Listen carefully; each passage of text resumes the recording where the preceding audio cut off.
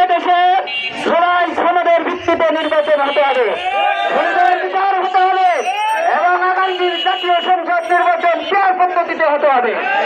যদি পেয়ার পদ্ধতিতে নির্বাচন হয় এদেশে কোনো বৈষম্য থাকবে না, প্রতিটি ভোটারের ভোট কাজে লাগবে। এই জন্য ভাইরা আমার, এই পেয়ারের দাবিতে আমরা মাঠে নেমেছি। আমাদের জীবন দেব, আমাদের রক্ত দিব, আমাদের জীবনের সর্বোচ্চ ত্যাগ করবো। তারপরে পেয়ার নির্বাচন না হওয়া পর্যন্ত আমরা বলে